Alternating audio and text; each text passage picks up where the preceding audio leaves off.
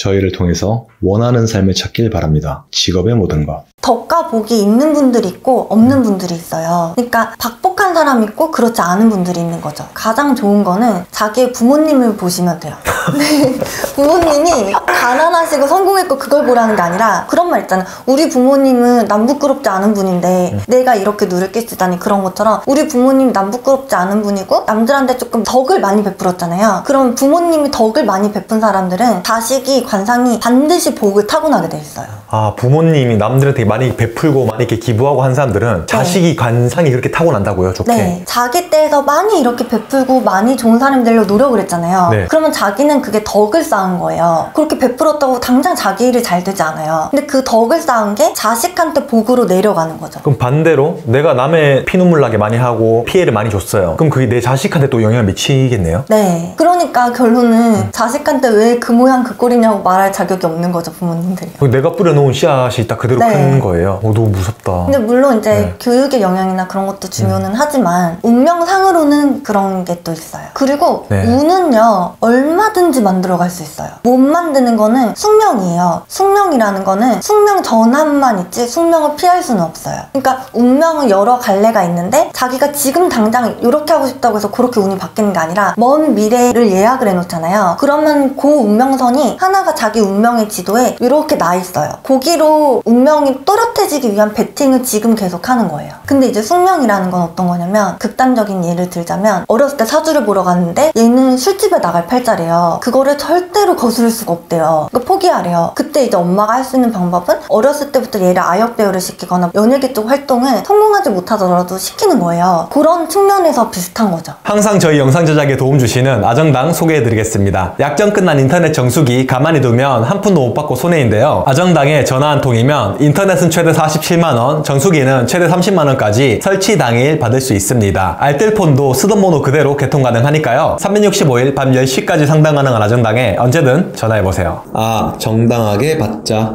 아정당. 연예계 팔자, 화류계 팔자, 선생님 팔자도 세 개가 비슷하다고 해요. 그게 강단에 서는 직업이니까. 그래서 얘는 정말 훌륭한 선생님이 될 팔자인데 너무 집안이 불우하고 교육을 못 받았잖아요. 어쩔 수 없이 술집으로 빠지시는 분들도 있어요. 사람들은 객관적인 입장에서 자기를 봐달라고 해요. 그러니까 자기가 부자인지 가난한지를 점을 쳐달라는 게 아니라 이 사회에서 가난한지 부자인지를 점을 쳐달라 그래요. 사주는 자기 자신의 인생에 한해서 많이 해요. 예를 들어서 재벌가에서 태어났는데 승계받는 서열이 아니고 저 밑에 밀려있어요. 근데 그 사람 재산이 몇백억 이렇게 있어요. 근데 그 사람 사주를 봤을 때 굉장히 가난한 사람이라고 나올 수가 있는 거예요. 왜냐면 그 사람은 승계를 받지 못하고 밀려나는 사주니까요. 근데 반대로 자기는 빚만 없지 재산이란 게 없는데 왜 자꾸 사주를 보면은 부자로 나오냐, 이해가 안 간다 그러시는 분들이 운명에서는 그게 이제 부자인 거죠. 나쁜 놈들 막 나쁘게 살아가지고 그냥 깜빵에서 몇 살 살고 나서 범죄 수익금 막 쓰고 막 떵떵거리면서 잘 사는 경우 되게 많잖아요. 그럼 그런 거 보면서 사필기정 그러는데 현실은 진짜 나쁜 놈들이 이렇게 막 더 잘 살고 사기치고 남 피눈물 흘리게 하고 제대로 제값 처벌 안 받고 막 비싼 변호사 사가지고 빠져나오고 이런 경우가 되게 많잖아요. 근데 사실은 그게 그 자식들한테 간다는 거죠. 그리고 그분들이 만약에 크게 벌을 안 받았잖아요? 그러면은 죽을 때 임종의 복이 굉장히 큰 건데 편안하게 눈 감지 못할 가능성이 높아져요. 임종의 복이란 거 어떤 거죠? 얼만큼 아프지 않고 고통 없이 죽느냐, 그런 거죠. 죽을 때 살인을 당해서 죽거나 고통스럽게 죽으면은 그동안에 잘 살아온 게 얼마나 안 좋아요. 그리고 그 다음 생에 또 그런 업을 받을 수 있고, 인생이라는 게 짧게 보면은 불공평하지만 길게 봤을 때는 너무 공평해요. 그래서 남들한테 불만을 가질 수가 없어요. 남의 눈 피눈물 나게 하지 마라, 다 돌아온다라고 말씀하신 게 딱 이 얘기가 일맥상통한 거네요. 근데 남한테 피해주지 않는 게요, 전 재산을 기부한다고 좋은 사람이고 남들을 무조건 막 돕는다고 좋은 사람인 게 아니에요. 한정된 자원이거든요. 에너지도 시간도 돈도. 자기 인생에서 딱 계산적으로 정확히 10%씩 띄어서 남을 도와주세요. 그러니까 사람이 처음에는 좋은 의도로 남을 계속 도와줬는데 그게 지나치게 되면은 결국에는 그게 쌓여서 사람이니까 억울해지고, 그것 때문에 자기가 들인 기회비용이 생각이 생각이 나고 그렇게 도와준다고 해서 그 남들은 그렇게까지 많이 바뀌지 않았을 때 그런 게 쌓이면은 나중에는 아예 안 도와주고 아예 나쁜 사람이 돼버려요. 그래서 제가 남들을 도와주는 기준을 말씀드리는 건 넘어진 사람을 봤을 때 그냥 지나가면 나쁜 사람이다. 그 사람을 일으켜 세워주고 너는 갈 길을 가라. 그 사람 손을 잡고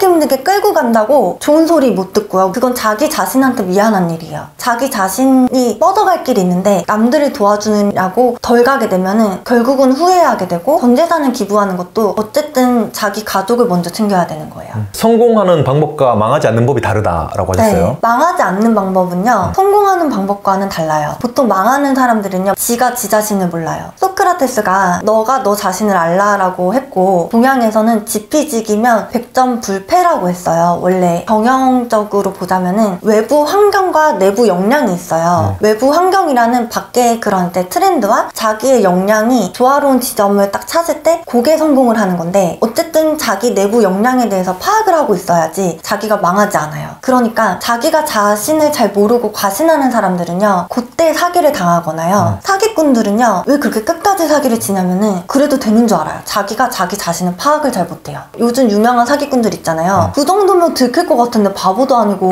맞아. 왜 그 사람. 거기까지 갔지? 네. 왜 거기까지 갔냐면 이 맞아, 사람은 맞아. 지 자신을 몰라요. 그래서 그렇게 한다고 자기가 그렇게 그대로 큰일 날 거라는 거를 몰랐어요. 그래서 사기꾼들이 거기서 멈추지 못하고 그냥 이래도 될 것 같은데 왜냐면 그렇게 사기를 쳐왔으니까. 성공하기 위해서 세 가지가 잘 돼야 된다? 이건 어떤 말일까요? 나약하지 않아야 되고 균형을 이루어야 되고 성장을 해야 되고 요 세 개가 합쳐지면 뭐가 되냐면요 수신제가 치국평천하여가지고 진인사 대천명이 돼요. 그러면은 자기가 운도 끌어올 수가 있는 거예요. 그러면은 반드시 성공을 안 하기가 어려워요. 그러니까 성공하는 사람들은 굉장히 내면적으로 강해요. 실패를 겪어봤기도 하고 성공을 한다는 거는 올라가야 되는데 그 올라가는 와중에서 자꾸 끌어내리는 기운들이 있거든요. 그 사람 주위에는 딱 그 수준에 맞는 사람들이 있으니까 그 사람이 앞으로 가는 거를 싫어해요. 그러니까 시기질투가 많다고 하잖아요. 그래서 어쨌든 사람이 균형을 이루어야 돼요. 그러니까 정신병에 걸리지 않을 만큼 균형적인 상태와 마인드 컨트롤이 되는 상태에서 한 걸음씩이라도 앞으로 가는 성장하는 태도가 있어야지 평화로움을 느낄 수 있고 앞으로 가거든요. 그런 말씀을 하시잖아요. 같은 사주라도 관상이 네. 다 다르다. 네. 근데 관상보다 중요한 게 심상이다. 마음을 어떻게 먹느냐에 따라서 5년, 10년 후에 얼굴이 바뀐다 이렇게 말씀하셨는데 그건 어떤 말인가요? 그러니까 성형을 해도 관상은 안 바뀌어요. 성형을 해도요 자기 복대로 성형을 하더라고요. 좀 흉측하게 하시는 분들 있잖아요. 마음을 굳게 먹으면요 5년 후 10년 후 자기 얼굴에서 조금 싸나워 보였던 부분들 조금 안 좋아 보였던 부분들이 알게 모르게 균형이 맞춰지면서 좋게 변해 있어요. 그러면은 좋은 운이 들어오고 좋은 팔자로 바뀌었다고 딱 보시면 돼요. 많이 베풀어야 되고 뭐 그런 의미일까요? 남한테 손해를 주지도 말고 받지도 말라 그러거든요. 그러기 위해서는 되게 잔인한 말이지만 성공하는 수밖에 없어요. 그 성공하는 게 정말 막 이렇게 극악무도하게 성공해라 그게 아니라요. 자기가 안정감을 찾을 수 있을 때까지 어느 정도 성공을 하라는 거예요. 그래야지 안정권이 되고 자기가 가족들한테 잘할 수가 있어요. 그 업계에서 어느 정도 평판이 좋고 인정하는 정도의 고성공을 말하는 거예요. 재벌이 되라는 그런 게 아니라요. 그렇게 되면은 자기도 모르게 그 밑에 있는 사람들한테 알게 모르게 많이 도와주고 있어요. 자기 자신이 실패했을 때는 남들을 도와준다고 하더라도 그게 남들한테는 피해가 되는 수도 많아요. 그러니까 어쨌든 자기 앞길이 남들한테 구걸하는 게 되면 안 되는 거죠. 그리고 경쟁자들 굉장히 사람들이 미워하고 그러세요. 근데 저는